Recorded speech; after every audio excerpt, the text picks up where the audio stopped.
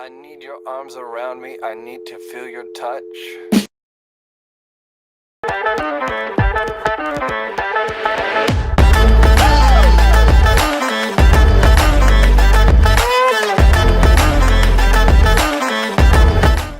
All right, good morning, everybody. Welcome to the party. Today is Tuesday, November 26, 2024. This is episode 759 of your Simply Cyber Daily Cyber Threat Brief podcast. I am your host, Dr. Gerald Auger.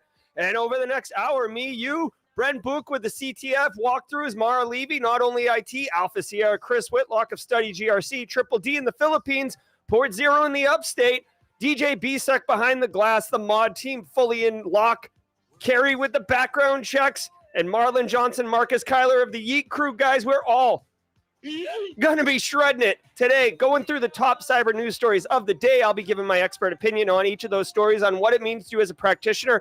So how can you use this information to drive cyber risk reduction for your business stakeholders? And wait for it, if you're a one-person team working your butt off, but, you know, kind of like looking around like, I got no support, the Simply Cyber community can be that support. Bounce ideas off each other. It's all about networking. It's all about support and inclusion, and you don't have to walk it alone. Also, if you're looking to break into the industry, my friends, you are in for a treat. Number one, you'll be asked in any job interview, how do you stay current? What I'm pointing at is the secret, easy answer. Number two, what we cover are the top cyber stories of the day. The reason you get asked in that job interview, how do you stay current, is because it's imperative to be effective at cyber risk reduction, to understand what the heck is actually going on. We're doing that every single day, Monday through Friday, straight crushing it like a bunch of bosses. On top of that, the networking, Chinadu, Matthew Necci, Philip Martin, Augusta Delgado, Will Reed. You say hi to people. Doesn't matter if you're in the industry yet or not. You can be part of the community. It's supportive, it's inclusive, and we're empowering you to kick massive butt. So get in here, my friend, and say what's up. No silly questions, and everybody was... Wherever you are right now in your career journey, there's a good chance everybody was there at one point, or people will be there at one point. So it's very much community. So before we get into it, I want you to know we are going to be covering the top news, but I don't prep or research for any of those stories. I don't even know what's coming up. Let's look at the first one. Microsoft 365 outage. We'll shred into that in a hot minute. I just found out myself. The reason I don't research or prep, number one, I don't got time for that. But number two, all right, let's see. Ain't nobody got time for that. But number two, I like it to be more authentic. Guys, if you were driving into work this morning, right, are you really going to pull over to rest stop and just, basically matrix upload an entire opinion piece on Microsoft 365 outage? No. So why should I? Disingenuous, unauthentic BS. No. We don't have time for that. We're coming at you hot. Dylon. We're spitting hot fire up in here. Now, before I do that, I want you to know that I got mad love and support for the stream sponsors, those who enable me to bring these hot takes to you every single day, starting with my good friends over at Barricade Cyber Solutions. Barricade Cyber Solutions is dedicated to helping businesses from cyber attacks and recover from the damage done. Cyber attacks can cause massive issues for businesses and send dedicated, hardworking business owners into turmoil. But Barricade Cyber Solutions knows how to mitigate the damage done by cyber incidents. Check them out at barricadecyber.com. Links in the description below. Trust me, you want to have them on speed dial in the event that you're dealing with a extortion, a compromise, a business email attack resulting in fraud. It's all about protection and quick response and swift recovery. And Barricade Cyber can help you with that. I also want to say shout out to Threat Locker. Let's do 30 seconds with those beautiful babies. And when we get back, I'm going to tell you how this show, not only is it all about good times and straight awesome, but it's also solving your CPE problems. 30 seconds, and I'll come back and give you the secret to that too. Cyber Threat Brief sponsor, Threat Locker. Do zero-day exploits and supply chain attacks keep you up at night? Well, worry no more. You can harden your security with Threat Locker. Worldwide, companies like JetBlue trust Threat Locker to secure their data and keep their business operations flying high. Threat Locker takes a deny-by-default approach to cybersecurity and provides a full audit of every action allowed or blocked for risk management and compliance. Onboarding and operation is fully supported by their US-based Cyber Heroes support team. Get a free 30-day trial and learn more about how ThreatLocker can help prevent ransomware and ensure compliance. Visit threatlocker.com. All right, yeah, ThreatLocker bringing the heat. Thank you very much, guys. It is Tuesday, which means it's Tidbits Tuesday, where I'll share a little bit about myself at the mid-roll. I do want to tell you guys, every single episode of the Daily Cyber Threat Brief is worth half a CPE, so don't be shy. Say what's up in chat. Grab a screenshot. Just like Brent Beatus did saying hi to, good morning to Mara Levy. Grab a screenshot. Boom, half a CPE. The thing is, being here is what the CPE is. This is an instructor-led webinar. We say half a CPE because it's a 1 CPE per hour. It's an hour-long show, but we're jacking around and having a good time. So just so there's no argument, so let's say half a CPE. Doesn't matter because they stack 2.5 a week, 10 a month, 120 a year.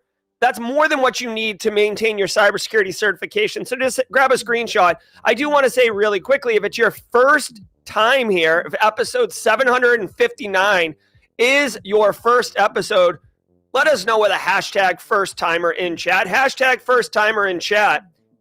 And we have a special sound effect and a special emote. We love welcoming our first timers. Also want to remind people, and I guess Chuck Sapp maybe help me with this one. We need a hashtag. If you're a one-person shop and you tune in, not just for all the reasons that I outlined, but also to give that vibes that you're not a one-person shop, let us know. I don't know what a good hashtag would be for that, but there's a lot more smart people in chat than me. So if anyone's got a great idea for a hashtag for those individuals, let us know, and we would love doing that.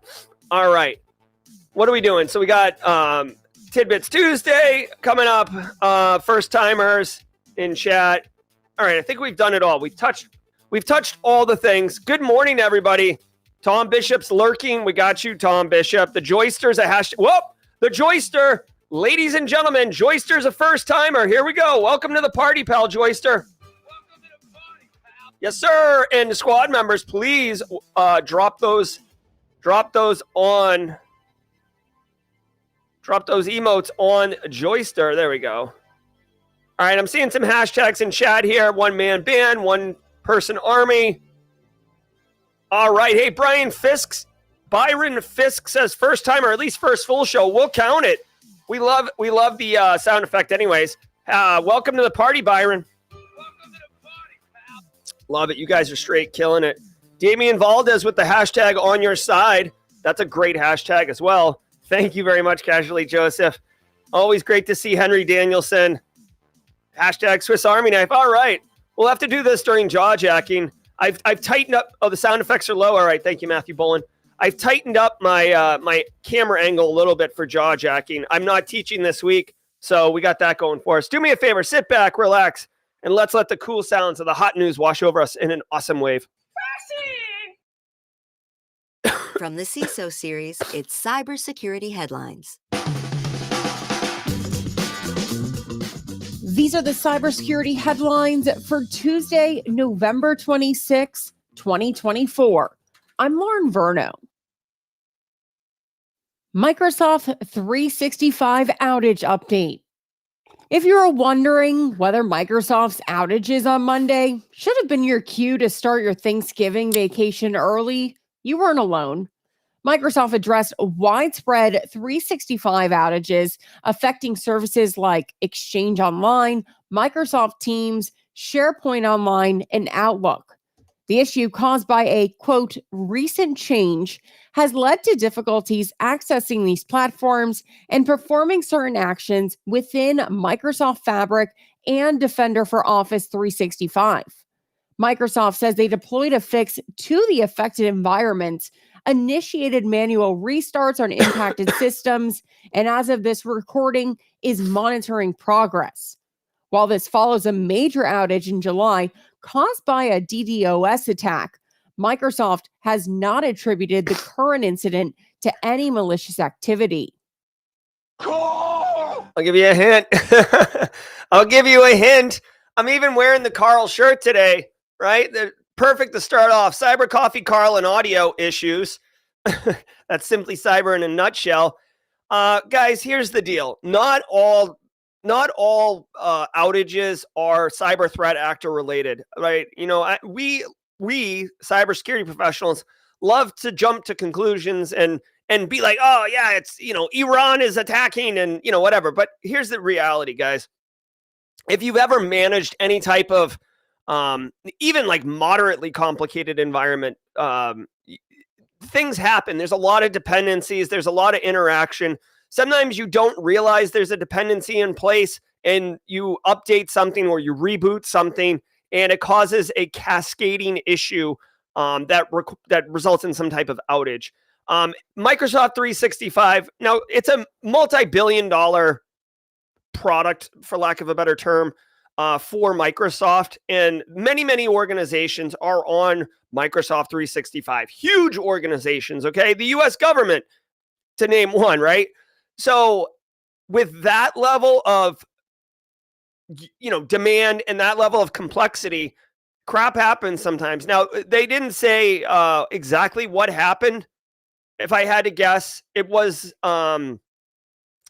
oftentimes, I'll just tell you really quickly, DNS gets blamed a lot and firewalls get blamed a lot. They didn't, they'll probably do some type of root cause analysis to get to the bottom of this. But my impression would be it was Carl. It was, you know, some engineer. You got to remember, guys, right? It's the week of Thanksgiving. The outage was on Monday. They probably did management Sunday night, kind of a slow time, right? Saturday night, kind of a slow time. They probably did some management, thought they had it all buttoned up, and then, you know, you put the load on it on Monday. That's the thing. The problem could have been there and just didn't manifest until people started working Monday and the load got put on the system, and all of a sudden, holy crap, let's go. It's brittle time. Again, what I would say here is a couple things. Number one, if you're running your business on M365 and you have an outage like this, obviously it's not good, but you should have either some type of understanding of what downtime procedures look like, or, you know, or just be, you know, suffer the consequences, frankly. It's interesting. You can do all sorts of planning and prep, but the reality is when things like this happen, you'll find out quickly whether or not you have, you know, DJ BSEC's phone number in your cell phone, or if you just have been relying on, you know, Teams or Discord to message him, and all of a sudden you don't have that. A lot of times when outages like this happen, there are a lot of weaknesses that present themselves because you never really realized it was a weakness or a core dependency in a single point of failure. So having said all that, being a big GRC dork, what I would recommend is two things. One, if you were negatively impacted by this outage, take an opportunity to have at least, you know, a meeting around lessons learned. Hey, what was the one thing that was the biggest pain point for you because of this outage? And then think through, like, did it impact business operations to the point where we were losing money? It's all, you got to come back to the money. Straight cash, homie. Were we losing money? Yes or no? Yes. Okay. Well, then what do we do to make sure that we lose less money next time this happens? Okay. That's it. And when you're talking to the business and you're talking about, we'd like to help you lose less money. Well, the business, you know, it's the Leonardo DiCaprio with the coconut drink, right? Like, ooh, you had my curiosity, nerd. Now you have my attention. Talk about saving money. So I would do all of that. The final thing I want to share, is Down Detector. They mentioned it. This is kind of like the standard tool as far as I'm concerned. If you are okay, so check it out. I'm going to drop this link in chat. Here's the deal. When your computer isn't getting you're trying to go to a website and it's not working, or you're trying to print and it's not working, one of the very first things that anybody that's, you know, reasonably technical does is pop open a shell and ping, like google.com is what I ping. And then if that doesn't work, then you ping your gateway address. And if that doesn't work, then you ping yourself. And if that doesn't work, you got bigger problems to cook. But my thing is, Down Detector is basically part of that level 1 troubleshooting, right? Like, okay, I'm trying to ping Google and it's not coming back, but I can ping Microsoft.com and it's fine. Downdetector.com. Is Google down, right? This is what's up. Holy crap. Jeffrey Perez in chat just wanted to share that I got a job offer as a desktop analyst. Just wanted to say thank you and the rest of the community for all you've helped with your knowledge. We're doing it. We're doing it. Hold on. Can I do this? Jesus. Hold on one second. Whoops. Hold on. No, this. Oh my God. What a train wreck this kid is. Me, not you. There we go. All right. All right, there we go, Jeffrey Perez. Oh my God. Oh my gosh. Ugh. There we go. DJ Visek literally has his face in his hands and just dismissively shaking his head. No, just no. Way to go, Jeffrey Perez. Straight crushing it like a boss. Squad members, please take the advantage of the wrecking ball emote so we can celebrate Jeffrey Perez's win. Quote, hair on fire over China's cyber campaign. The Biden administration met with telecom executives to discuss the impact of China's cyber espionage campaign targeting U.S. telecommunication networks, which may require a large-scale rebuild of infrastructure. Senator Mark Warner, chair of the Senate Intelligence Committee, has raised alarms over China's persistent attacks on U.S. telecommunications networks, describing their severity as far exceeding previous incidents. He said China's actions make Russia-linked incidents like SolarWinds hack and the Colonial Pipeline attack look like, quote, child's play. Warner highlighted the attackers exploited wiretapping capabilities and stole extensive data from U.S. networks, while the administration's meeting emphasized sharing intelligence as an ongoing threat. China denies these claims, but U.S. officials have described the activity as significant and unresolved. All right. He said his hair was on fire. I wanted to confirm that he did, in fact, have hair. He does. All right. Senator Mark Warner, a couple things here, okay? Number one, we have been talking about this for quite some time here. Volt Typhoon is a Chinese-based threat actor that's been basically setting up shop, botnets, and moving into operational technology inside of critical infrastructure in the United States. This particular one, Salt Typhoon, not to be confused with salt and pepper, my hair color. Salt Typhoon is the Chinese-based threat actor that's been getting all up in the telcos. And we talked about this before, right? Like they were allegedly, or, I don't know what's confirmed and what's alleged. So take everything I say, fact check it or whatever. But they were getting up into Trump and JD Vance's devices. You got to remember, the deal is, once you're in the telecommunications, you can see who's making calls to who. You can see what where someone is if you're getting that telemetry from what cell towers they're pinging off of. You can, I suppose, be able to eavesdrop potentially on those conversations. I don't know if that capability is there or not at the telco. Also, you can absolutely cause an availability issue by basically just dropping the connection of a phone at the telco. So there's a lot of damage and a lot of disruption you can do. And the Senator, Mark Warren, is saying that, who, by the way, definitely has access to classified intelligence reports, is saying that China is like literally all up in the telcos, not a little hit. Now, this is definitely a priority and an issue. And frankly, we've been talking about it for weeks, if not months. The one thing that I do want to say is there's a parallel here for cybersecurity professionals, okay? In information security, in cybersecurity, we have something called FUD, okay? Fear, uncertainty, and doubt. FUD. It's an acronym, and we try not to use it. It is literally a golf club in our golf bag or a tool in our toolbox, okay? And it's very effective, right? You can think of it as like I don't know, like a wrench in your toolbox. You could take it out and you can hit someone in the head with it, and it absolutely will have an impact on them. But if you use it too often, when people see you pull the wrench out, they just run away, right? Again, I'm making this metaphor up as I go, but the point is there. So FUD, while it's very effective, should be used very sparingly, or else you're going to be seen as some type of naysayer. On top of that, you're preying on potential, okay? So in this instance, Mark Warner is using FUD, but it's informed FUD, right? Because he has access to classified intelligence reports.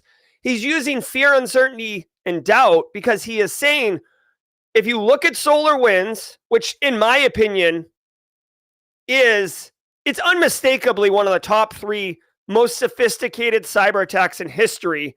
I like to argue that it's the number 1. Some people would argue Stuxnet was number 1 and or others, and we can have a debate about it. But he's saying that one of the greatest, nation state sponsored cyber attacks would look like child's play compared to this. So he's taking a known really bad situation and saying what China could do here will dwarf what that was. So if that's your bar as far as Black Swan event, well, my friend, you better get comfortable. Grab a blanket and a hot chocolate because we're going to be here in a minute.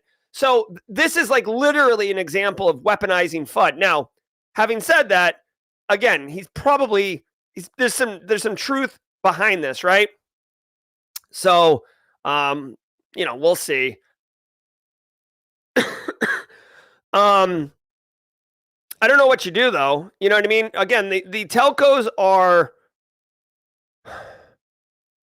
okay. So Justin Gold is suggesting that the number 1 attack never was public. Fine. But again, like you can't prove a negative in our industry. So, I don't know. I don't know how you get these telcos out. We are not running a nation state telco, right? This isn't China. Like we have private sector businesses that are for profit running these telecommunication businesses. So demanding that AT&T, Verizon, T-Mobile, Sprint, if they're still around, demanding that they do certain things is not, you can't necessarily enforce that. So I'm sure these large telco companies are doing things, but obviously China is quite successful in here. North Korean fake IT worker scheme unveiled. Microsoft has uncovered a widespread North Korean scheme where fake IT workers using stolen identities and AI-generated profiles infiltrated companies globally, generating millions in revenue for Pyongyang's weapons programs. These workers have been targeting businesses through platforms like GitHub and LinkedIn, deploying phishing attacks and stealing cryptocurrency. Meanwhile, the China-linked hacking group Storm 2077 is actively compromising government and private organizations worldwide, while Google recently shut down over 1,000 websites linked to the Glassbridge group, known for running pro-China disinformation campaigns. All right.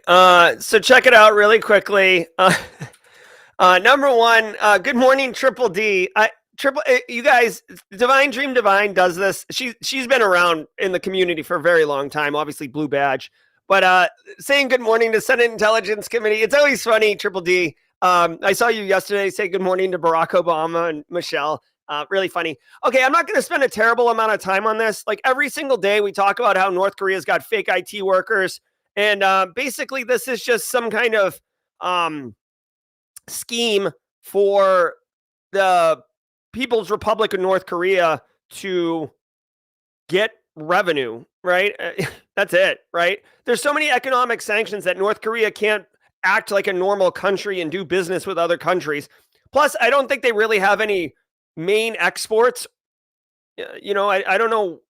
I mean, of course, I've never been to North Korea, but my understanding is they're not really like an industrial powerhouse. So they're basically committing fraud, stealing money. They've got fake workers in China, Russia, US, UK, Australia. Get your Oprah emotes out. Basically, you get fake IT workers. You get fake IT workers. It's just a scam, dude. They're deploying their people everywhere. if the stories that are coming out of Russia, Ukraine are true about the North Korean soldiers that got deployed with Russia, I don't know if it's long-term good for North Korea, since they try to control their population to further expose their population to the outside world and how reality actually looks. All right. Hold on. Did I say it wrong? Democratic People's Republic of Korea. Thank you, Luke Canfield. Seems a little LOL-y to call it the Democratic, but whatever. Meta cracks down on scammers. Meta announced it has removed 2 million accounts linked to scams like pig butchering, primarily originating from countries like Cambodia, Myanmar, and the UAE. These scams involve long-term manipulation, often by individuals coerced into working in criminal hubs under threats of physical harm, known as scam slave operations, where they lure victims into fraudulent investment schemes. The FBI reports these kind of operations are a major source of revenue for these criminal groups. Okay. Really quickly, awesome, Meta. Thank you, Meta. Whoever's behind this, thank you. Just to define things, pig butchering scams, really quickly. I got congestion here. There is a phenomenal John Oliver last week tonight video on pig butchering. It's 25 minutes. It is epic. It is well done. If you want to learn more about pig butchering than you think you needed to know, I recommend investing in this 25-minute video. You can run it at 2x and do it in 12 minutes. But basically, the TLDR is when you get these like fake, not fake, but when you get these text messages or DMs that say like, "Hi, like, are we still on for dinner tonight?" Or "I left my golf clubs in your trunk," or whatever. It's some unsolicited, innocuous looking message that is designed to initiate a conversation with the victim. And then it leads to vibing with them. And now you have a friend. It seems random. It's like bumping into someone at a bar who ordered the same drink or has the same, hat on or whatever. And then they hook you up with like some type of financial investment advice, which sounds ridiculous, but you end up making money on it. And then you like double down, and that's when they rip you off. Okay. Pig butchering can also be involved with like romance scams and manipulating you into having an emotional connection and then hooking them up with money. TLDR, pig butchering's gross. A lot of people are getting screwed. And Meta is removed 2 million accounts that was committing this crime. I love it. Thank you.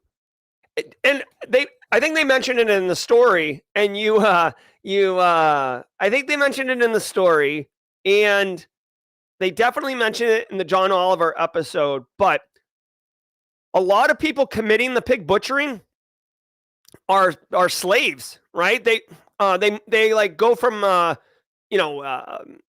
bad situation, right? Like they're in a village or something. There's no job opportunities, whatever. And they have a job opportunity in Cambodia. So they go to Cambodia with like their Vietnamese passport, and the Cambodians set them up with a job, take their passport, and then start beating them and say, "Hey, listen, you need to make $1,000 a day doing pig butchering scams. Here's your desk where you sit. And if you don't make $1,000, we're going to beat you. If you try to escape, we're going to beat you. If you make $1,000, great. You can eat tonight," right? It's really horrible conditions, and it's happening. Okay. So as much as it sucks that the person who's on the other end of that text message is trying to rip you off, they're actually also a victim, which really makes it complicated. Anyways, Meta has the power to do these wide swooping remediation actions, and I love it. Also, I want to point out, it's wild to me. Think 2 million accounts. Think about the infrastructure that they had to set up to create 2 million accounts. And I know you can script some stuff, but Jesus, that's a lot of accounts just to keep track of for the attackers to keep track of, right? And I know there's password vaults and stuff, but 2 million accounts, dude. Think about how many accounts you personally have. I think last time I checked my password vault, I have like 987 accounts. And that's like, I don't know. I feel like I'm a power user at 987. That doesn't even scratch like 1% of this. Anyways, as much as I dog on Meta for, what's his face? Zuck. People call him like Lizard Man or whatever. Like, as much as I dunk on them, like, this is a great move. Thank you. Thanks to today's episode sponsor, ThreatLocker. Do zero-day exploits and supply chain attacks keep you up at night? Worry no more. You can harden your security with ThreatLocker. ThreatLocker helps you take a proactive, default deny approach to cybersecurity and provides a full audit of every action, allowed or blocked, for risk management and compliance. Onboarding and operation are fully supported by their US-based support team. To learn more about how ThreatLocker can keep your organization running efficiently and protected from ransomware, visit threatlocker.com. That's ThreatLocker.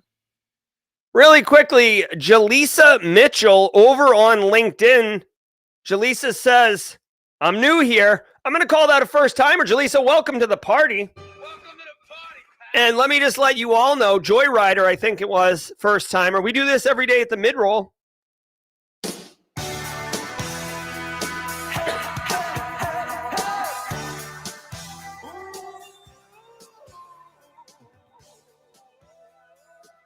Oh my goodness. Good morning, everybody. Hope you're getting value from the stream. I don't know if it's maybe because I'm not working the Citadel this week, or because it's a vacation week, or because I just have a little bit of not work overload right now. I don't know, but I am feeling myself right now. I'm feeling great. I hope you're all feeling great. Hot dang, this is so good. That Hansel's so hot right now. I want to thank all of you for being here, Simply Cyber community members. If you're getting value from the stream, hit that hashtag TeamSC. Wait. Hit the like button on YouTube. And Jaleesa, I know you're over on LinkedIn, but the party's on the YouTube channel, simplycyber.io/streams. Hit that like button, trigger the algorithm, help other people find the stream. Guys, I want to say thank you so much to the stream sponsors, Barricade Cyber, ThreatLocker, and my friends over at Antisyphon Training, Daniel Lowry, Kathy Chambers, Zach Hill. So many. Wading Through Logs is up in this piece. Let's hear from Antisyphon Training, and when I come back, I'm going to share a little personal thing about, I don't know, like me, for Tidbits Tuesday. Let's go.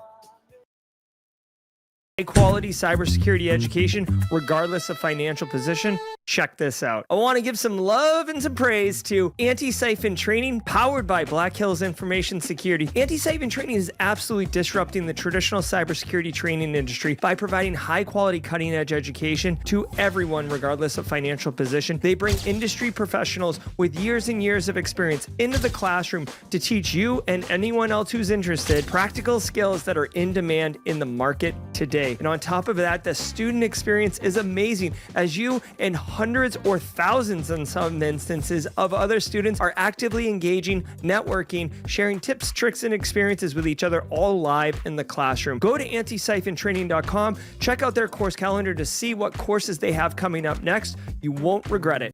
All right. Hey, every single day of the week has a special segment, and Tuesdays is Tidbits Tuesday. I share a little bit about myself. I didn't really have a banger of one for you today, but I do want to tell you, I cook a lot. Okay. I really enjoy cooking. Mrs. Auger cooks also. I got to tell you guys, I made a dish the other night, and I make it all the time, but it's like the seminal, okay, we've switched over to autumn or early winter kind of dish. And I'll share the recipe if anyone wants it, but it's a chicken and rice dish in an Instapot. It's basically chicken, rice, and carrots.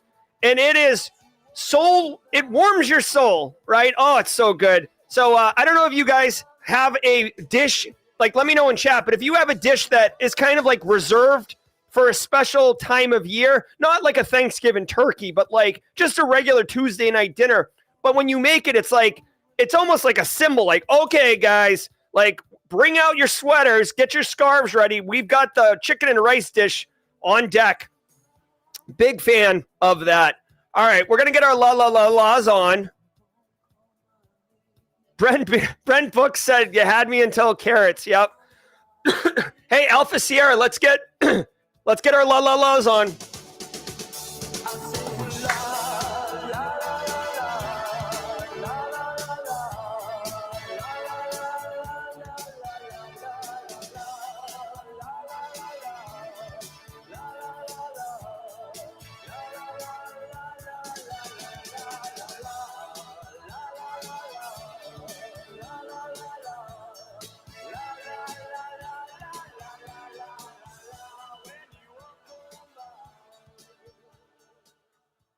Wow, so many great dishes. It's a chicken and rice dish.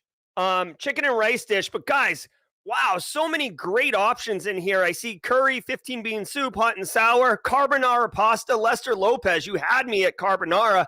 The shepherd's pie, George Jones, that's delicious. My wife makes a killer shepherd's pie. Loaded potato soup from Casually Joseph, by the way, who's a bit of a chef, just so everybody knows, Chef Cashmere. All right, guys, let's finish strong. Maybe we can dip back into the food discussion during jaw jacking. I've tightened my camera angle up as well, so hopefully that's a little bit more enjoyable for everybody. Justin Gold was giving me a hard time. Let's finish strong, y'all. Zyxel issues patch for exploited vulnerability. Zyxel is warning users to update their firewalls after the hell-down ransomware group exploited a command injection vulnerability to compromise devices running outdated firmware. The flaw, patched in September with firmware version 5.39, allows attackers to execute OS commands remotely and has been linked to rogue account creation for SSL VPN access. Hold on one second. Hold on. I got production issues. All right. By the way, she pronounced it Zyxel in the chat. I call it Zyxel. I've heard, I feel like, I don't know. I feel like most people say Zyxel. Zyxel is in that pantheon of, I don't want to call it trash, okay, because that's not fair. And all my opinions are my own and not that representative of Simply Cyber or the Coastal Information Security Group. Zyxel, Netgear, Fortinet, QNAP, they're all in that same, the three dragons and the two dragons on the left look like intimidating, and the one on the right looks like a goofy one. That's kind of where Zyxel runs. The reason I say that is because it's not uncommon for there to be vulnerabilities in these products. We see them all the time in the stories. Now, that doesn't mean like Cisco and Palo Alto don't have vulnerabilities, but it just, I don't know. I feel like the Zyxel ones get hit. If you are running a Zyxel firewall, you should be interested in this story. I would say if you're a small business, like a SOHO, small office, home office, if you're an MSP for small businesses, like a one-person shop, or a couple people running MSP services, and you've set your business clients up with Zyxel, you should definitely be interested in this. Looks like it's remote attackers execute OS commands on the vulnerable devices without authentication. This is pretty gross. Okay, so it's a firewall, first of all, right? So it's supposed to be protecting you. It's a security tool. You can remotely attack it without authentication, which is, that's the worst case scenario. And you can execute OS level commands. So you're not even executing commands at the application level. You're executing at the operating system level. Now, having said that, being a bit of a dork and having reversed firmwares for Zyxels, it's a high probability that it's running a Linux variant, and it's going to be a stripped down version of Linux, and they're running something called BusyBox that gives you access to like stripped down versions of binaries that you would normally find on Linux. So if you do take over this machine or Zyxel firewall and you're executing OS commands, as a threat actor, you would have less functionality than a full-blown Linux system, but it's enough to be able to create accounts and move laterally, establish persistence and a foothold into an environment. So you definitely want to patch it. You gotta patch it. All right. Let's see. To me, this would be a 9.8 or a 10.0, depending if it's already being actively exploited in the wild. Let's take a look. Oh my God. So this vulnerability is from September. It has an 8.1. It has an 8.1, which I find not really accurate considering it's remote code execution of operating system without authentication. That's pretty much the worst you can get. Why is this in the news? Why is the September 2nd vulnerability in the news today? That's the part I'm a little... Was there an update? Is it being actively exploited? All right. Okay, so they're creating rogue user accounts and gain network access to SSL VPN tunnels. That's fine. Yeah, here it is. The full-on 6 other defects on September 3rd, explaining that only devices configured in user-based PSK authentication mode. Oh, okay. So I guess the problem is not all devices are in fact compromisable or have the vulnerability. It's devices that are configured a specific way. Dude, at the end of the day, if you're running Zyxel firewall to protect your business or your home, you got to patch it. Like, keep that thing on auto update, okay? You gotta patch it. Payout to New York.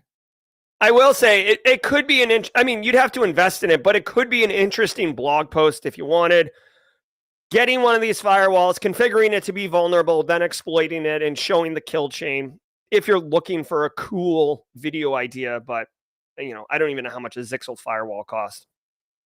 The state of New York secured an $11.3 million settlement with Geico and Travelers Insurance Companies over data breaches that expose sensitive information of over 120,000 residents, including driver's licenses used in COVID-era unemployment fraud. Investigations found both insurers failed to meet New York's cybersecurity regulations, leading to penalties of $9.75 million for Geico and $1.55 million for Travelers. As part of the settlement, the companies also agreed to adopt stronger cybersecurity measures, including enhanced data security programs, authentication procedures, and threat monitoring systems. Hold on. I was doing production stuff here. New York secures $11 million from insurance firms and data breach settlement. Yikes.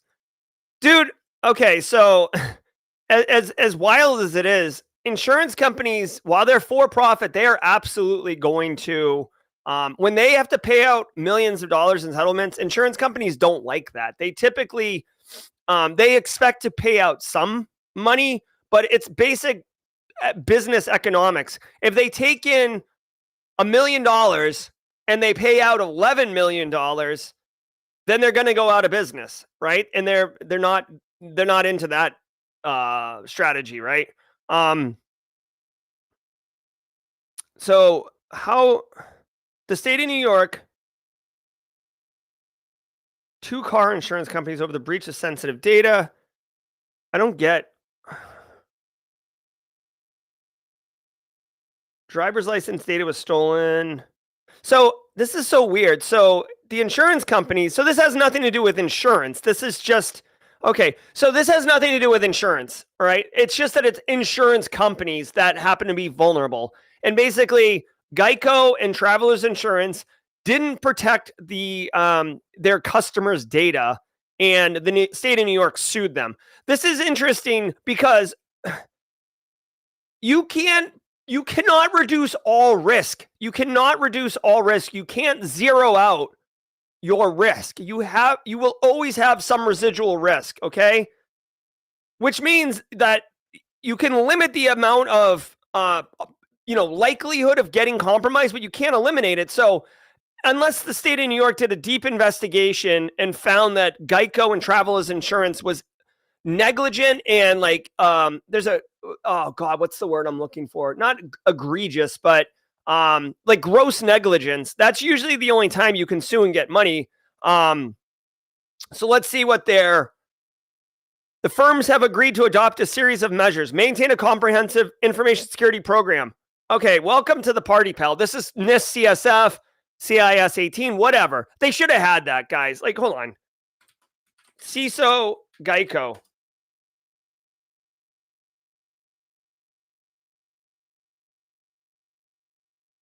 Listen, hold on. Rick Vodgama.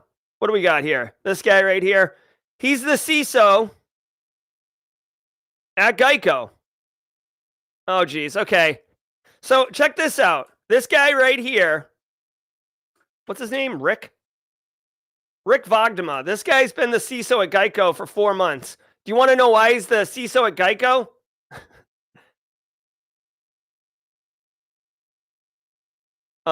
Because of this right here. I don't know what kind of shenanigans Geico was playing before. I find it unbelievable that they didn't have a CISO before. Guys, when you have a CISO, the very first thing they're going to do, well, really the first thing that they would do is figure out what the current state of affairs are. But the second thing they're going to do is come up with what their ideal state of InfoSec is for that company, and then build a program plan to go for it. This is GRC 10, well, not 101, but it's GRC 401, okay? Like, this is your capstone project. They're all going to do it. This guy got hired because of this $11 million settlement, I guarantee you. All right, develop and maintain a data inventory. Good luck with that. That's not easy to do. That's actually quite difficult. Maintain reasonable authentication procedures, multi-factor authentication, maintain login and monitoring. Yep, that's called security operations, and enhance threat response procedures. Whatever. All right. Chances are, if you dig deep into this, they were, in fact, egregious. It's I don't know.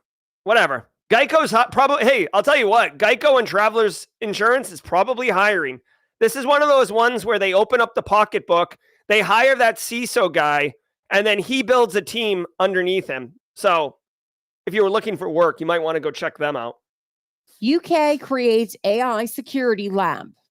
The UK has launched the Laboratory for AI Security Research to counter threats from adversaries like Russia by developing AI-based cyber defense tools in partnership with universities and intelligence agencies. Backed by $8.22 million in government funding, the lab aims to address the AI arms race and enhance national and allied security while warning of potential Russian cyber attacks targeting critical infrastructure.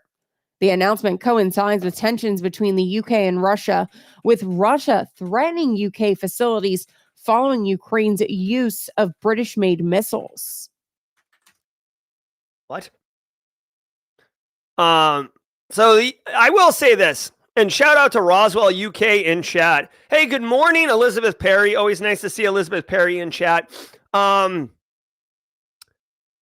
Roswell UK is our resident UK person representing here. The UK has actually been quite, low-key, the front runner in AI-related InfoSec. If John V is in chat, John V is the Simply Cyber AI ML security mentor individual. So if you're interested in that, there is a channel on the Simply Cyber Discord server that you can leverage for that.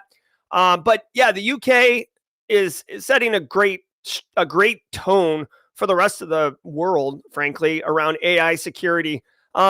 United States has been kind of slow, the United States has been glacial as far as addressing AI and everything like that. But they are combating Russian cyber threats. Let's look really quickly. To call it an AI arms race is absolutely true. This is why we can't, listen, guys, we cannot put the genie back in the bottle. And by the way, this is like the scariest part, honestly, to me. And I hate to, I'm going to try not to be like an absolute wet blanket here. I'm trying not to put sand in anyone's shorts, okay? We have put ourselves in this position as a human race where people talk about AI sentience and like Terminator and just all these kind of like scary things about AI.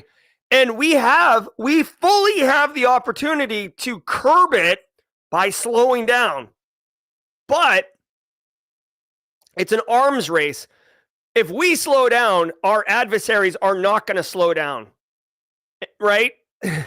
So, and even if everybody says, "Oh, we're all going to stop," in the shadowy cabals, in the recesses of the basement, people are going to continue working on it in secret because it's a weapon, and you want to have the most advanced weapons in order to have world power, frankly. Okay, and like, just as a quick parallel, look at the atomic bomb.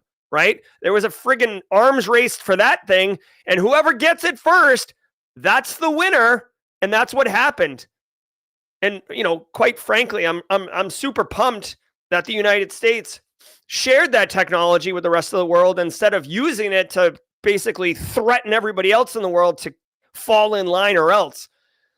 AI is the same way. So we're in an arms race, and it's basically first to the finish line wins. So we have to put controls in place. We have to put resources on it. Russia could turn the lights off in the UK. Sure. Operational technology. Russia's done this to Ukraine in 2014 or 2017. Shut the power off to those, I think it was 17, to those power substations. People had to manually go out and reboot those things. So it's not good. UK and Russia have tensions for sure. Again, while this is true, Russia could turn the lights off. This is a little bit, again, of a FUD statement. It is true, right? I mean, this could also say United States could turn the lights off on Russia, right? Or, so we'll see. I will tell you, if you're serious about AI and AI research, the UK and European Union is definitely where it's at. Perry Carpenter was in my guest last Thursday, and he actually talked about AI a lot. And he talked about there's some really great stuff happening over in the UK. I wish I could remember the resource. Does anybody remember?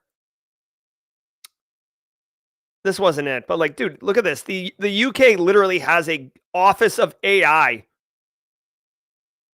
effective February 2024. Okay. So CISOs face a tough task.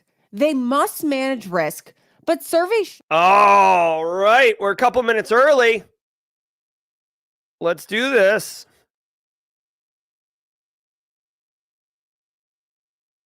Hold on. Where is it? There it is. Starline. Here we go. Skyline scroller.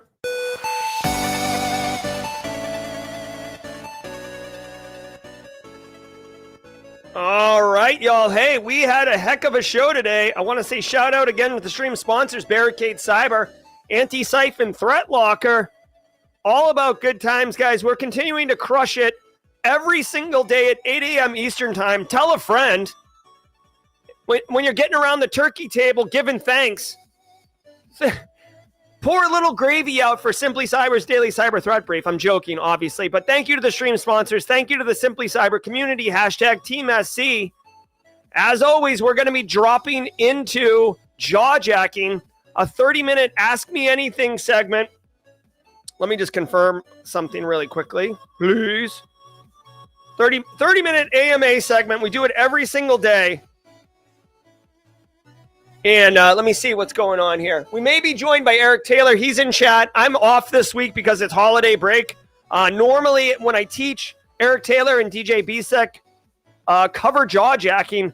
But today, we're doing it. I can't tell. We might be doing tag teams, but we'll figure it out when we get in there. I'm Jerry from Simply Cyber. Thank you all so very much. Shout out to you first-timers who were in chat. I hope you come back tomorrow every single day. We're crushing it out here. You're welcome, Elizabeth Perry. Also, shout out Alpha Sierra. I kind of moved quick on the la la la la. So recognize that. So let's do it.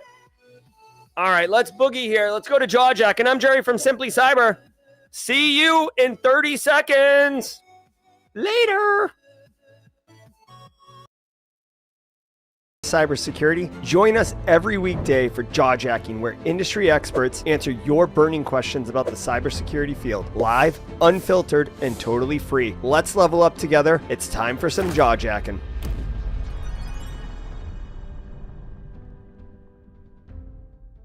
Really quickly, I do need to confirm, Eric, are you coming on or no? Because if you're coming on, I have to keep this camera angle, and if you're not coming on, I'm going to change to a camera angle that I can't hear on. So let me know. Yeah, you want to talk about this story? So I think Eric Taylor's going to come on and talk about this story. So let's bring him on. Ladies and gentlemen, you know him as the Chief Forensics Officer at Barricade Cyber. He's a regular on Jawjacking on Tuesdays. Ladies and gentlemen, Eric Taylor, welcome to the party, pal. What's going on, you lovely people? It's good to see you. So Eric would like to talk about Starbucks. It looks like, here, let's go ahead and bring this up.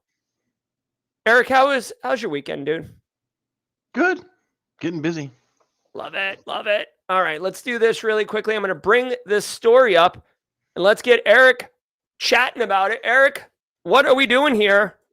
So this just came across my feed just a few minutes ago, so I'm a little late to the party. But apparently, a software vendor called Blue Yonder over there is suffered some sort of cybersecurity attack, and they are it's affecting people of grocery stores and Starbucks and stuff like that. So if your Starbucks is down, this may be why. So maybe consider going to a better coffee place like Dunkin' or something, and getting your morning coffee. And maybe get some cash. Get some cash? Oh, yeah. So that could be the problem. Hey, I will tell you, if you are celebrating Thanksgiving, you may want to pick up your groceries sooner than later, right? If this is potentially preventing you from being able to make purchases at these locations. Is this mostly in the UK, Eric, or is this being seen globally? It seems like it's all in the UK, but I have heard rumor on some telegrams it's affecting US based companies. But this story mentions the UK specifically. All right. Well, there you go, guys. Roswell, UK, get your coffee, get your groceries. Hey, really quick, since this, do you want any more details about this particular one? Do you know what threat actor group it is? No, it's not mentioned yet. Okay. So just keep an eye on it. Something to keep a radar. All right. Very cool. Thank you. Hey, really quick. You ever been to a Wegmans? What is that? Wegmans is a grocery store. I think it's mostly in the eastern United States, like Virginia area. But if you guys have ever been to a Wegmans, it's kind of an experience. Like, I'm not going to say it's like Buc-ee's, because that's a nightmare, but it is kind of like along those lines. Like, they have an entire, an entire cheese space. Like Wegmans is gigantic. Wegmans is like the blend between a grocery store and like a theme park. It's quite an experience. You'd be in there for a while. They say the same thing about Buc-ee's. I know each Buc-ee's is a little bit different, and we walked into one coming back from Mississippi, and I just wasn't overly impressed. I was like, I don't see the attraction. I mean, it's like a combination of a grocery store, the old style Walmart, and a Cracker Barrel store, like all thrown together, and you could get some meat, cooked meat. I'm like, but people love it, so. All right. Hey, so people got strong opinions here. CJ says Wegmans is the best. Luke Canfield wants to fight you about Buc-ee's, the Brisket Beaver gas station. I like it. Man, I will outsmoke Buc-ee's every day on brisket. I can tell you that much right now. Well, yeah. Let's throw down, Luke. Let's go. Wegmans is awesome. Yeah, if you do get a chance to find a Wegmans, get for it. Wading Through Logs says that he bought coffee yesterday, no problem. But Sci Guy Rise actually got someone on the inside, a girlfriend that works at Starbucks, saying that she is impacted. So that's interesting. Sci Guy Rise, if you can, without completely doxing yourself, can you give us like a region of the country or a state? That'd be interesting. Wegmans, Haircut Fish says Wegmans sushi's not bad. Dude, a lot of the grocery stores around here in the Low Country do have like sushi chefs like on staff whipping up sushi. I do like that. Nathan Allison's got a question for you, Eric. Is there a specific format you need to use when responding to a request for papers for a CyberCon, like Simply Cyber? There you go. I've never submitted papers for a talk. Okay. I'm being asked to, so I don't know any intel. Yeah, I can speak to this one. So I've submitted several CFPs over the history. Nathan Allison. So if you're looking to submit a talk to a conference, here's what you need to do. Okay. 1, you need a title of the talk. 2, you need an abstract of the talk. Basically, what's a synopsis of what you're going to be talking about? And then make sure that you include at least 3 takeaways for the audience. You need to compel the people who are reviewing your submission to see what the value is for their audience. Because remember, when you're submitting a talk to a conference, the people who are reviewing whether or not to approve your talk are deciding the people who are paying to go to their conference, is this going to be valuable to them?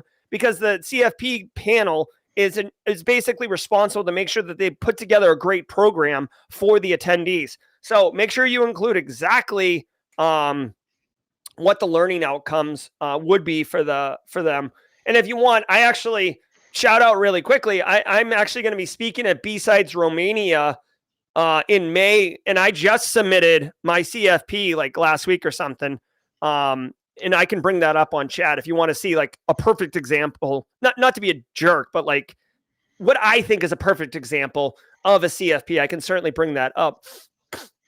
So I've heard some story that some vendors or some talks, you actually have to submit your entire slide deck as well.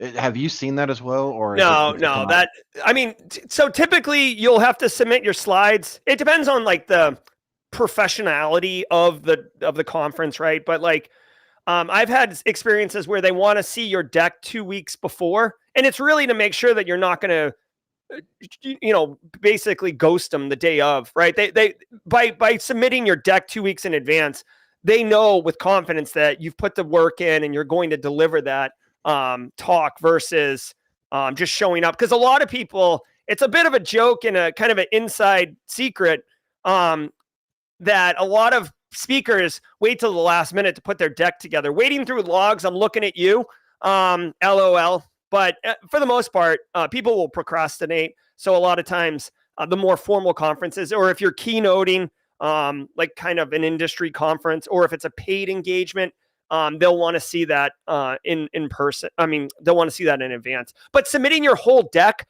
as part of the CFP, absolutely not. That's like ridiculous, frankly, because you're asking me to put in like 10, 15, 20 hours, and then you're going to reject me? Not on my watch. All right. What else we got here? So many great. Chuck Sapp wants to be invited over for brisket for you to prove it, Eric. Okay. Let's see if we can do. Here's a challenge for you, Jerry. Let's see if we can get a next year's Simply CyberCon in a Buc-ee's parking lot without me getting kicked out for smoking in their parking lot. I will tell you, we could. I mean, it'd be like a lot of work on your part, but we could certainly include a brisket segment to Simply CyberCon 2025. We are. I've been working with Josh to secure a location and a date for Simply CyberCon 2025. So once we get that sorted out, we can begin to understand what options we have for that. David P says there's a Buc-ee's in Kentucky. Well, I guess I'll just mark another state off that I won't be attending or visiting. Buc-ee's, I swear to God, I have PTSD. We have one in Florence. I know, that's the one I've been to. My thing is they just yell at you. I don't want to be yelled at. Like, just leave me alone.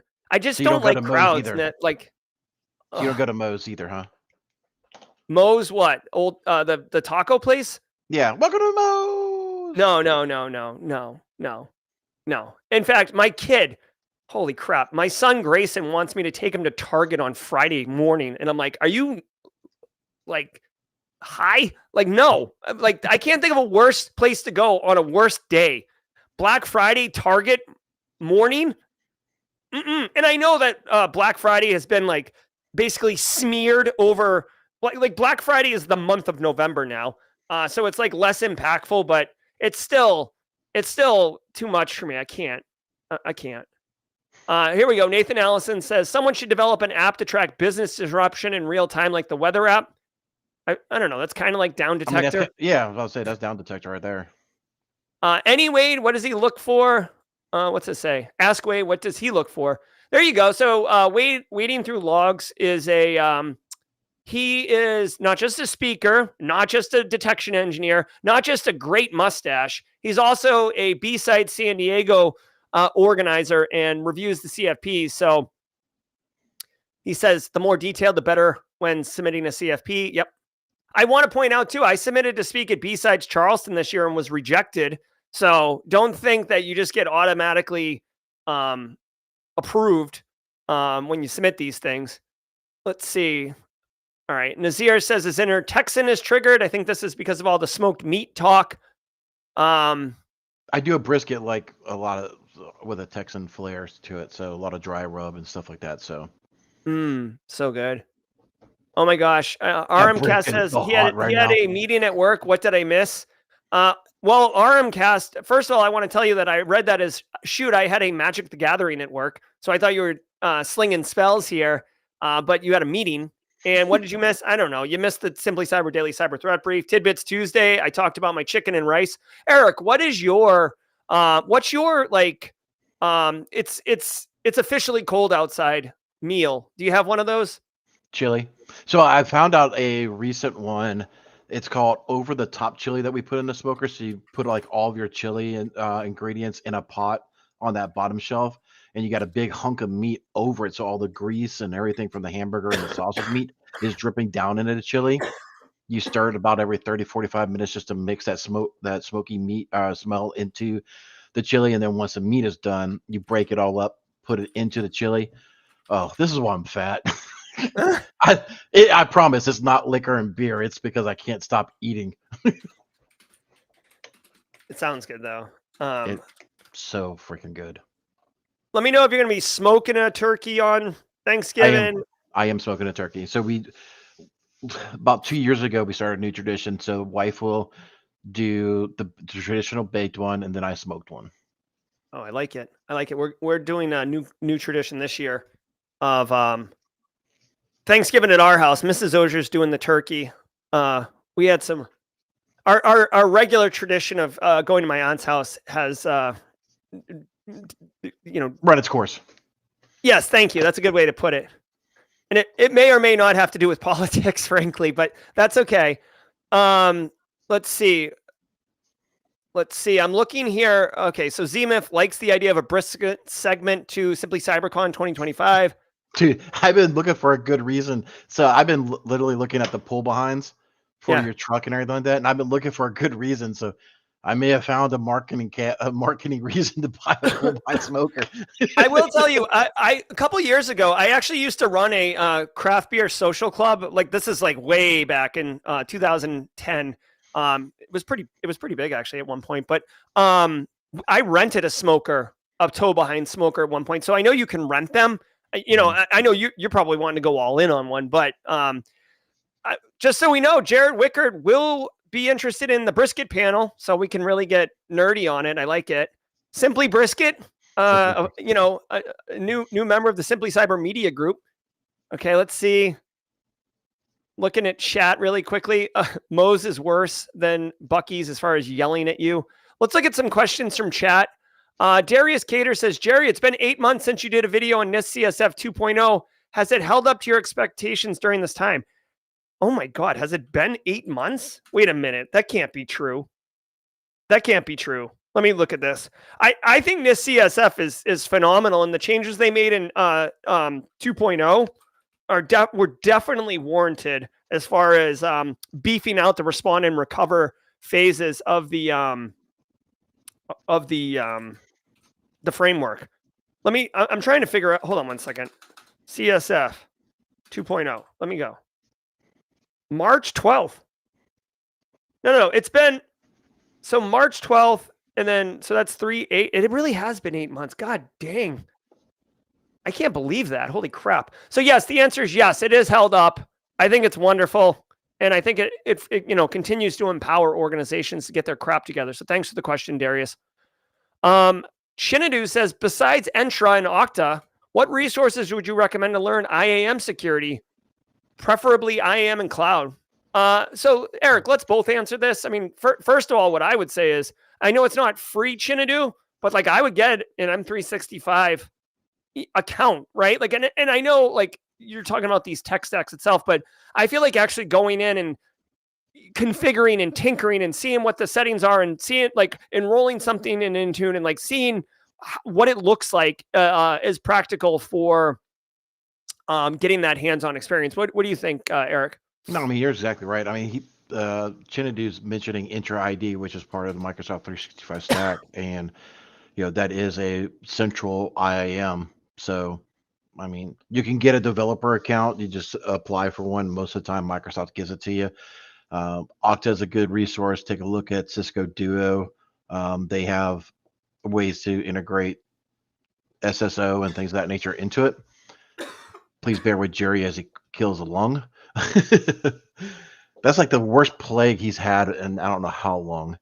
But yeah, just go through and look at different offerings. So I know Okta and Cisco Duo have their own passwordless SSO integration with their own platform. So it is there's a wealth of it. But yeah, we tried digging into Google's version of it about 6 months ago, and it is a complete train wreck. Like, you have to open up ports on your firewall for their cloud management to come into your local infrastructure. And I'm not about that. I'm not opening up freaking access to AD from a public resource.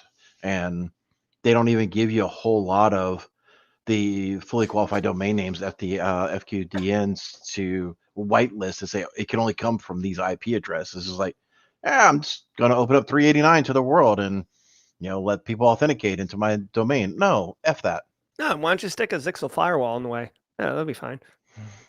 Unpatched Palo Alto, FortiGate. I mean, yeah, whatever. Kyle suggests we play Backdoors and Brisket. I love that idea. All right. Jared, does anyone have recommendations for Sec Plus study resources? Yes, I do. Jared Wickert. Here we go. He's got a video for that. Well, I've got better than a video for that. Check this out, Jared Wickert. This is about to cook your brain, okay? This right here, this is Slay Security Plus. This is a live stream done every Saturday at 4 p.m. Eastern Time, run by Jesse Johnson, who's a mod in Simply Cyber. Many Simply Cyber community members, Jared, people who are here right now, attend this. People have passed the Security Plus with support from this. This is a great resource, and Jesse is a great person. So I'm going to drop this link in chat for you. There you go. And if you have any resources yourself, Simply Cyber community members who are in chat right now, please share them with Jared Wickert. But I go immediately to Slay Security Plus. Roswell UK dunking on me. Nice job, Roswell, saying that I work in GRC. Jerry's real-time coughing. I did try to mute it. I did try to, be reasonable. I don't know what's going on. I actually had someone reach out to me through DMs and say that they work with they have experience with opera singers, and that you need to speak from the diaphragm, not your throat, because the amount of talking I do all day, I might be doing damage to my throat, and that's why I'm congested. I don't know. Pappy Chulo says, hey, Gerald, do you do mentorship? Yep. Every single day from 8 a.m. to 9 a.m. and then from 9 to 9:30 a.m. I'm on weekdays. I mentor at scale. I can't again, I hate sounding like this, but like with thousands of people who want to talk to me, it's very difficult to do one-on-one mentoring and not be overwhelmed or not be able to do the work that I need to do to provide for my family. So Papi Chulo, thanks for the question. The best way I've done it is through this segment called Jawjacking. Sean Sailors, if you were asked to create an IT sec program from the ground up at a university, where would you start? Okay, We could take turns on this one. This is definitely a GRC Mafia question. Sean Sailors, if it was me, what I would do is, it depends on like how much resources you have, money, people, time, etc. But the very first thing I would do is CIS 18 implementation guidance level 1. Okay, so if you go to CIS 18 IG 1, that's your basic minimum information security program framework. Install that in place. Then you have to like basically assess your organization against it, see where your gaps are, and put a roadmap together. And then start communicating out on that, metrics, etc. And now you actually have the semblance of an information security program that you can mature against. Then you can move to IG2 if you wanted to go that route, or if you're really looking to like level it up, you could go to a NIST CSF framework, which is going to be much more involved and comprehensive. But at that point, if you're going to go NIST CSF, you definitely need like SecOps capabilities, either like an outsourced MDR provider or an in-house security operations capability. So if you don't have that, I would go with CIS 18. Thoughts on this, Eric? Nah, I'm not really in that world anymore, to be honest with you. So okay, GRCs winning. All right. David O'Neill, I'm wondering, what are your thoughts on the top 5 biggest threats for 2025? Ooh, all right, Eric, let's do a countdown list. I'm Jerry from Simply Cyber, and this is the top 5 threats for 2025. Number 1, AI, weaponization of AI. I mean, it's the biggest, longest, tallest, ugliest threat in the room, and it's going to be all up in there. Eric, what do you think is a big threat for 2025? I'll have to go with AI as well. It's making massive traction. A lot of people are still pumping in so much of their company data and personal data into like ChatGPT, Bard, and all that. And you can see it when you sign up for a developer account and get access to the API and just watch everything. It is alarming. Like, it's worse than freaking social media, right? So yeah, it's really, really bad. Also, I mean, kind of like low key, I'm a little scared is like escalation in nation state threat cyber activity, right? There's only one internet, okay? And if China is attacking the United States and Russia's attacking Ukraine and NATO gets involved and people are firing weapons at each other all over the place, even though it's a battle of nation states, we as individuals run on the same infrastructure, we run on the same internet. There's going to be a lot of there's going to be a lot of collateral damage, frankly, and it's a bit concerning. So those are the threats I'm thinking about. The one biggest thing that is not talked about a lot is, are we in a cyber war? And when will it be classified as a war of cyber? And I honestly think we're already there, but can it get a lot worse? Yes. And I fear it's going to be worse coming into 2025 and before 2030. It's going to get really, really bad. Let's see. So the meeting he was in was a roundtable for who makes the best Thanksgiving spread. That's funny, RMcast. Like, I didn't realize those are the kind of meetings that are being thrown around. I like it. Chicken Cacciatore, Code Brew. Hey, really quickly. Brent Book, aka Code Brew, he's actually putting together a Simply CyberCon CTF walkthrough video. He did complete all the challenges, and Code Brew, really, really appreciate you putting in that work. When that is posted, please let me know so I can share that with the community as well. Ellipsis says that Cracker Barrel does a Thanksgiving. That's pretty good. Nice to know if you're looking to outsource. Smoking a turkey versus smoking a turkey. Luke Canfield. I'm not sure. I like it. Let's see. Would you hit me up on Simply? Hey, Jared Wickard, Abe Bakshi, who actually gave a talk at Simply CyberCon on crushing Security Plus, is in there. No, hey, don't worry, Brent. It is not Aunt Dorothea. It was a different aunt altogether. Oh, I see. All right. Let's see. I'm trying to see more questions in chat. I do want to say shout out. What's his? I can't believe I just said what's his face. Casually Joseph is actually streaming live streams now. He popped. I mean, oh my gosh. Yeah, be careful what you're about to say. Yeah, he uncorked the beginning of something special starting last night. He has pulled that stream down, but he is coming in hot. So Casually Joseph, if you're in if you're in general chat, please let us know when your stream cadence is going to be, and we'd get into that. That'd be great. Last I heard from him yesterday, this is just something he's testing out, trying to work out some kinks. I don't know if he's got a cadence put together yet, but I would suspect within the next month or so, or by the beginning of the year, he'll have a formulated cadence that he plans on doing. Right now, he's just working out bugs and just testing stuff and just talking and say all that stuff, getting his feet wet, if you will. Yeah, you just got to hit record. If you were a student in my PBCC course, you just got to hit record. So let me see really quickly. Haircut Fish, always with the fun questions. If we're going to do D&D, what character class and race would you play? And I'll also throw it to chat. Feel free. Take it easy, BSEC. BSEC behind the glass, ladies and gentlemen. Quick little shout out for the mod team. Love it, love it, love it. Thank you, mods. Round of applause. Yep. So, guys, I do want to tell you, drop it in chat. What character class do you think I would be, and what character class do you think Eric would be? Be gentle.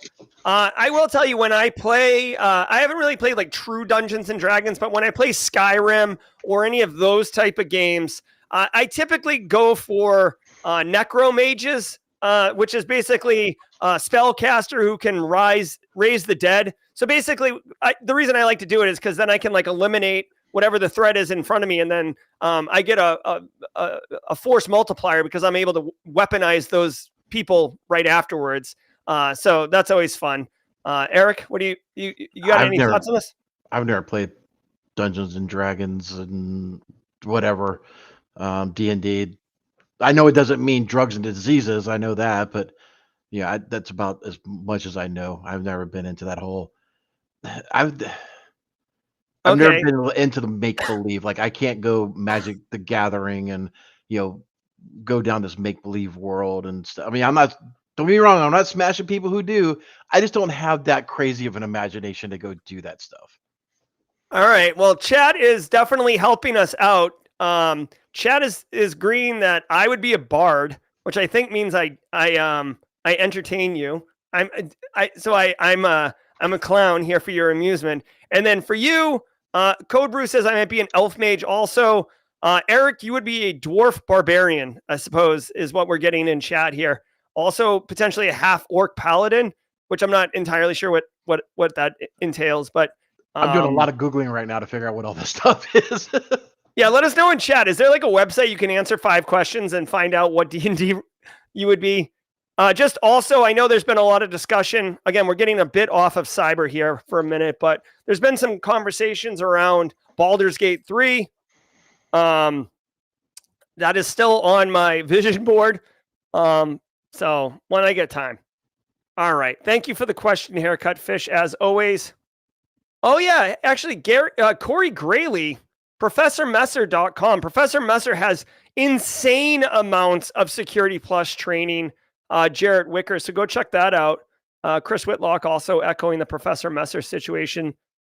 Chinadu says, thanks for the deep dive, Eric and Jerry. I'm working on my final project on AWS Cloud, and it's a pain. Yeah. Oh, yeah. The Federated with Google, it, like I was saying, it is a giant pain. Okay, so continuing to look at chat, can you get a developer account for ChatGPT and monitor company data? I don't know what the different account types are for ChatGPT and OpenAI. If anyone knows in chat if they are offering developer accounts, that would be interesting. Carrie says, if you were to learn a cloud service, which one would you want to learn? I know that AWS and Azure are tops right now. I would agree. If I was going to learn one, if my son came to me and said, Dad, I want to work in IT, but I think cloud's where I want to go. What should I learn? I would say Azure. I would say Azure. They have the biggest market share now. They're almost like industry agnostic. There's federal government, there's private sector, there's tons and tons of opportunity. You can be just an identity and access manager in there. You can be just a security person in there. That's what I would do. Eric, thoughts? The only one I would add to it is Google ecosystem, because if you can get all three of those, that trifecta, you could pretty much go work anywhere you want. And you don't have to worry about like, oh, are they only on these two that I've spent time on? A lot of the smaller businesses are heavily into the Google Workspace, unless they're required to go into, Azure or AWS or something like that for compliance reasons. But I mean, the government is going to work on AWS and Azure. 9 times out of 10, it's going to be in Azure for Gov.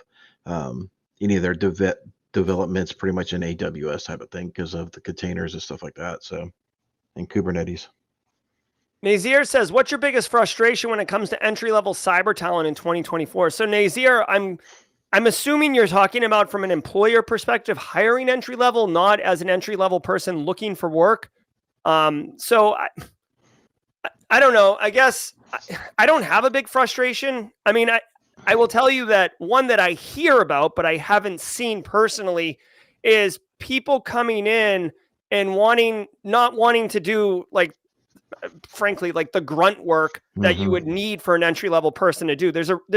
You gotta, I don't want to say make your bones, but there is like blocking and tackling that is a lot of work. And, you can train it up on a process and just go do it. Like responding to phishing emails, that end users have, or doing patching, or, basic, like, detections, stuff like that. Like that part, not wanting to do that, wanting to just jump into like the really, really, really exotic, more senior stuff. That could be a bit of a frustration.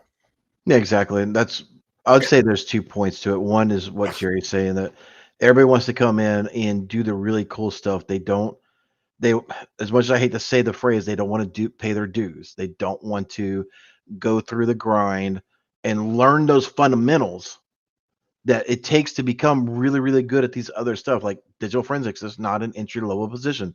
There's a lot of positions like that. You got to go through these basics to get there. The other one is people just completely lying on their resume to get that interview. Then you start talking like you clearly don't know what you're doing and you're wasting everybody's time. So yeah, please don't lie on your resumes. That's that's really not a good look. That's a terrible look, actually. Dominic LaPlante says, what else than mapping our detection use cases to MITRE ATT&CK to show our progress in our detection program should we look at to have good metrics? Interesting. So Dominic LaPlante, wading through logs, is a detection engineer. He does it full time. Wade, if you have thoughts on this, and Eric, I'll throw this to you as well, but if you have thoughts on this, Wade, please drop them in chat. As someone who works day in and day out, it would be interesting to hear what your thoughts are. Mapping your detections to MITRE ATT&CK to show progress, I get that. As far as nice metrics go, I mean, not obviously, but like showing trend data for a decrease in time to detect is a good one, because with time to detect, it's like, it doesn't matter if you had 1 attack or 1,000 attacks. How long does it take you to detect, right? And you can reduce that, or how quickly are you turning new detections around? That could be a good one. Eric, what do you got? Yeah, I guess who are you reporting to is going to be my question. I mean, the CISO levels, a lot of times you're going to get too granular with the MITRE ATT&CK, because they're going to look at, all this stuff like, okay, so what, right? And, MITRE ATT&CK is good though. Like, hey, we stopped, X amount of unauthorized VPN attacks or whatever, that could have led to other situations. So it's going to be, you're going to be poised with telling a story in these type of reports. So you just don't lose your audience, right? So yeah. And wading through logs did chime in. He said time to complete alerts would be a metric. Although if you did recently watch Simply Defensive's most recent podcast, Wade actually talked about how you can game that particular metric to make yourself look better, which he's done in the past. Basically, like quickly closing alerts, and it's kind of like the metrics look good, but you may or may not be doing the best thing for your InfoSec program. Mm-hmm. Let's see. I'm looking in questions. If you have questions, put a Q in front. That is how I can quickly find these. Casually Joseph, our very own live streaming Kashmir on the Thanksgiving table. If you had to choose one dish to eat, and it was the only dish you could eat on the table, what would it be? Also, if you could get rid of one, what would it be? Eric, you got a thought? I can answer this.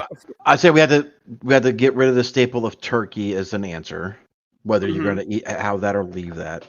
I'd say to get rid of green bean casserole. I've never been a fan of it. To make sure I would have to say deviled eggs. Deviled eggs are good. I'll put down some deviled eggs. So I would say the dish that I would get rid of, and if you know me, you know I don't really like sweets. The yams with the marshmallows on top. What are you doing? I've been looking at doing a sweet potato smoked one. Yeah, I've been looking at that. Oh, with marshmallows. Marshmallows, yes. You got to have the marshmallows. No. Secondly, I don't mind the turkey if it's done well. But I've had a green bean casserole that's delicious. Although I will say that I think it had like 8 sticks of butter in it. So I think I was actually more of a butter casserole with green bean as a compliment. Make it a little healthy. Yeah, I think the one thing, if I'm going to have one thing on the table, like, and that's all I'm going to eat, honestly, I kind of like a really good stuffing. Like I find myself going back for stuffing and then just covering it in gravy and just like total fat kid, like put my hands behind my back and just slam my face into the plate kind of thing. That's what's up. Also, a really good imperial stout for dessert. Yes, sir. All right. Let's see. Justin Rower says, throw me into the grunt work. Yeah, Man, blocking and tackling. Get it. Luke Canfield says no one wants to do the spreadsheets. Well, welcome to GRC, my friend. That's where the parties are at. Get your spreadsheet on. Let's see. I'm looking here.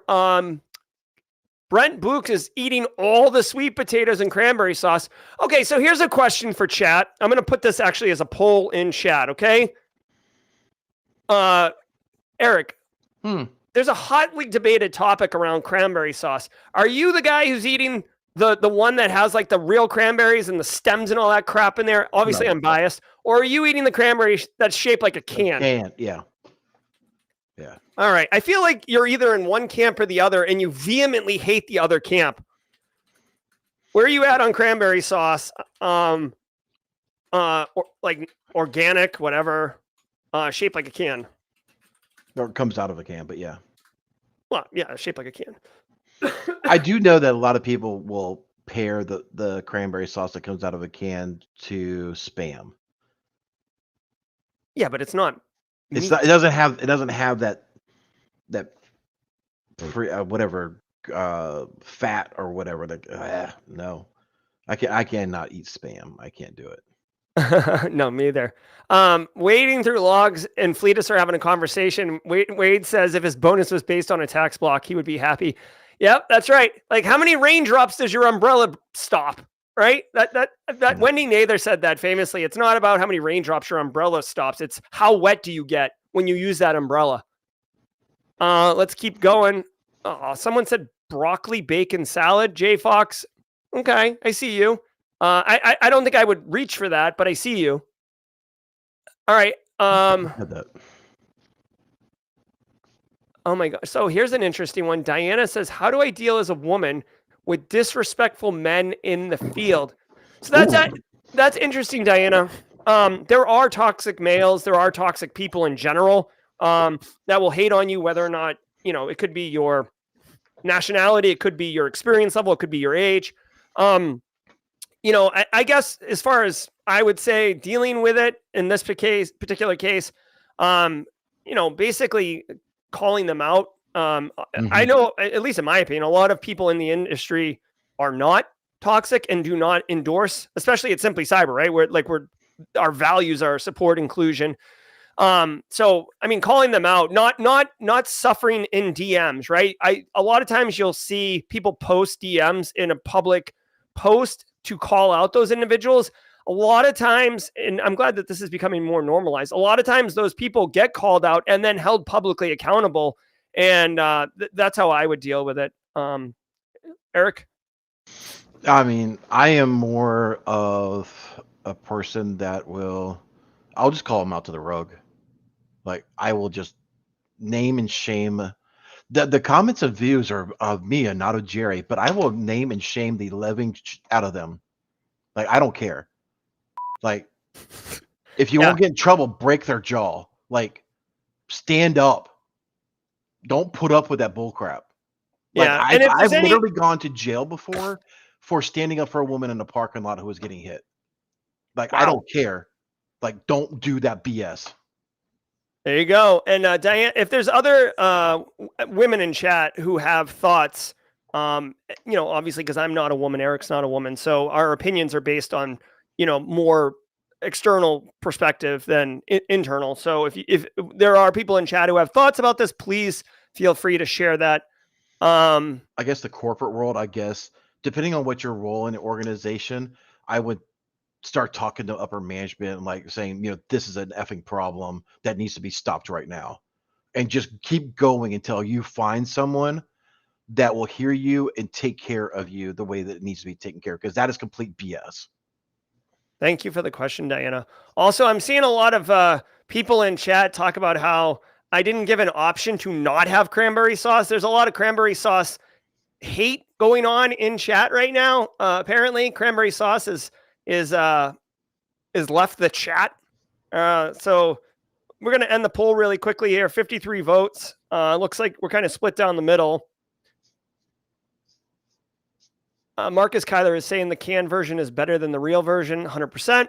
I grew up in Massachusetts where the ocean spray cranberry bogs were, so I'm very familiar with the real cranberries and cranberries, but they're like kind of bitter and hard. So Alpha Sierra says, don't be toxic back. It gives us a bad name as a Karen. Yeah, it really does get, unfortunately, complicated, and gaslighting happens and stuff like that. Depends on how you're handling it. Yeah. So fight like wolves. Once Jack Scott's opinion on that. Would love to get Jack's. She would break their jaw too. Yeah. How often you would, okay, here we go. Fred on from Ghana says, how often you advise risk registers to be updated?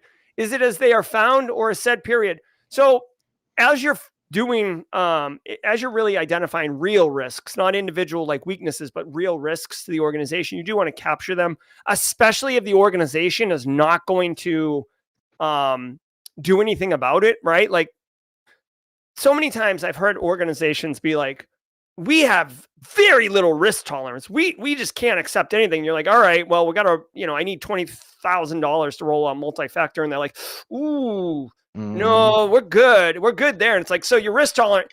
Like, actually, Mike Prevet, who runs the Return on Security newsletter, which is like a financial look at InfoSec, he said one time, and I loved it. He said, your organization's risk tolerance is directly correlated to their financial investments into cybersecurity. If they don't want to invest anything into cyber, they have an incredibly high risk tolerance. That's what that means. They're willing to accept that level of risk, and they can say whatever they want. Every business person is going to say what they think they want to be, but financially you have to back it up, or else you're lying. But the one thing you can do, especially when you're trying to get, I think I've said this about 1,000 times, so far I forget repeating because I know we got new people here, but literally go to the executives of there and say, okay, we're going to get a little personal here that you probably don't want to do, but what is your full burden of labor? Like, how much is it? Like, are you spending on everything to run the business? And what is your average income coming into the business per hour? And what is that history like? You have peaks and valleys, and you're going to be like, okay, for every hour of downtime, it's costing you X amount of dollars and preventing you from making X amount or Y amount of dollars. When we look at these studies of breaches that have happened because of poor MFA, We see that other businesses of our same size and of our industry had X amount of time of downtime for it. Is this an acceptable risk that you're willing to take of being down and potentially costing the business, let's just say $100,000 in labor and preventing you from making $2 million in profit? You got to put it back to a dollar amount for them and show both sides of loss versus revenue to help get your goal across the finish line.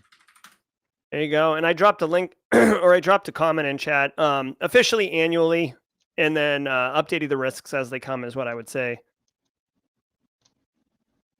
What I would say. All right. So we are caught up in chat. We're a couple minutes over for the jaw jacking segment. It's been fun. A little bit of a panel situation today with Eric and me. And I hope you guys enjoyed it, getting a couple different perspectives, a couple different thoughts. Eric, anything coming up, blog posts or anything you want to share with the community before we duck out? Yeah, I've been Marine Corps buddy of mine has been really forcing me into getting a CTI platform. So we're messing with some tools to help really advance our public knowledge that we're posting out about that. So be on the lookout for that. Have you talked about the podcast for Friday? I know CISO series said earlier that they are not. Have you publicly announced that you are doing? So two things. One, on Friday, we are doing the Simply Cyber Daily Cyber Threat Brief. We will be running the show. We will be raffling off like a massive prize. So stay tuned for that. It's basically like an all expenses paid trip to Orlando, Florida for Zero Trust World, flight, hotel, food, all that stuff. Someone commented in Discord to me. So I think CISO series is doing the daily headlines. They're not doing the Friday like roundup weekend review thing. I think that's what the case is. So we'll just be doing a regular show on Friday. I hope everyone's there. Hopefully, traditionally, it's a very low attended episode because most people are still in a turkey coma. But yeah, it'll be all about good times. And we'll be doing, I assume, a panel on Friday if there's enough people. There's been talk about having Antisyphon people come on, kind of like a Lowry, Zach Hill, Kathy Chambers panel. So that's unconfirmed right now, but that's what we're doing. All about good times. Let's do it. Love it. All right, guys. So, hey, I want to say thank you to Eric Taylor from Barricade Cyber for sharing all his knowledge and mentoring at scale. I want to thank all of you for being here today, staying through the jaw jacking, sharing your thoughts and experiences. The people who shouted out Professor Messer and Wade giving his metrics, and so many others who just contribute to the community. It's all about good times. I love it. One last question here. Kyle says he's looking for a source of putting together a CISO brief for C-level people. Kyle, let me share this with you, and then we're going to get out of here. If you did not know this, Kyle, every single Monday, you go to simplycyber.io/newsletter, like literally every single Monday, there is a newsletter that comes out from Simply Cyber, and it has 3 pieces of actionable intel, one for end users, one for IT, and one for C-level people. So you literally, if you wanted, could just take that segment of the newsletter and utilize it for yourself. And I think that the newsletter is actually posted on a blog too. Again, we've got so much going on at Simply Cyber that I forget things sometimes, but you can go rip that up, Kyle, and not have to reinvent the wheel. If you're interested in simplycyber.io/newsletter, if you want. Marcus Kyler's interested on the panel on Friday. You got it, Marcus Kyler. Have your camera ready. We ready to bring that heat. Your digital pastor, also a great guy. Also, engaged to be married, I might add. Detroit's own. By the way, the Detroit Lions are out of control right now. All right. For real, though, we got to get going. Everybody have a great day. I want to say thank you to all y'all. And until next time, stay secure. Peace out.